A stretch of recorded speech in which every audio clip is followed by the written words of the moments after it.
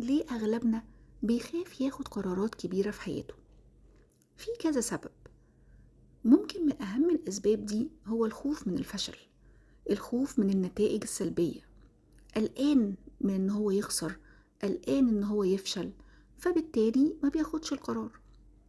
بيفكر بزيادة، الأوفر ثينكينج، دي محاولة إن هو يتوقع كل السيناريوهات المحتملة وإزاي هتعامل معاها، ولو حصل كذا ما عملش إيه وأعمل إيه. وطبعا ده بيخلي في الآخر إن أنا مقدرش أحسم الموضوع ولا أخد القرار. كمان الخوف من الندم، الخوف من الندم زي الخوف من اللوم، زي إن أنا أقعد أجلد في نفسي لو الموضوع ده طلع قراري فيه خاطئ أو. وحاجة تانية مهمة إن أنا بيكون عندي نقص معلومات فبيديني نقص ثقة إن أنا أقدر أخد القرار. وكمان سبب تاني منتشر جدا، تأثير الخيبات السابقة علينا. أيوة، أوقات كتير بنفشل في قرار معين أو حاجات أخدناها قرارات في حياتنا، فبالتالي بتخلينا نربط الماضي بالمستقبل بالحاضر، وبنخاف إن احنا نكرر ده، فبنبعد عن أي قرار أصلا. طيب إزاي بقى أنا أواجه ده وأحل التردد في اتخاذ القرارات؟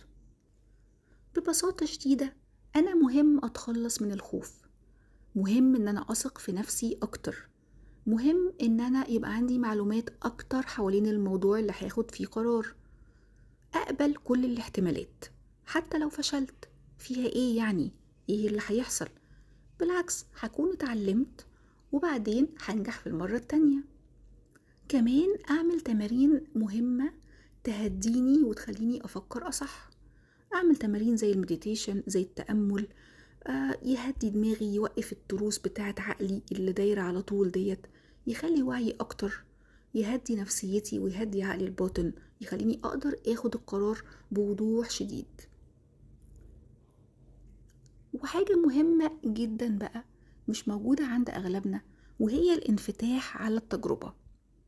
التجربة يا جماعة مش هتعضك، عادي جدا لما تجرب حاجة وما تنجحش فيها، مفيش حاجة حتى تطلع من التجربة وتروح واكلة ودهنك يعني. احنا طبيعي ان احنا نجرب علشان نعرف اذا كان الحاجة دي صح ولا غلط. طبعا مش هنخش كده يعني من غير ما نفكر خالص ولا من غير ندرس ولا الكلام ده كله، لكن بيكون عندنا جزء من ان احنا متأكدين ان القرار ده صائب، والباقي بتاع ربنا. مفيش حاجة مضمونة 100%، لكن الريسك أو المخاطرة في إن أنا أخوض التجربة هو ده اللي بيفرق جدا الإنسان الناجح عن الإنسان اللي مش ناجح على فكرة.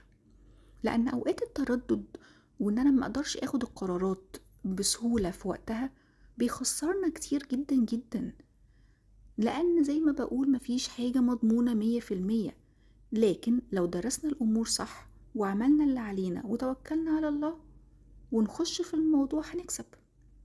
فأرجوكوا عيدوا تفكير تاني، ما تبقوش مترددين، ما تبقوش قلقانين، وواجهوا وخدوا قراراتكم، وإن شاء الله إن شاء الله كلنا نكسب وننجح، وحتى اللي مش هيكسب المرة دي هيكسب المرة الجاية.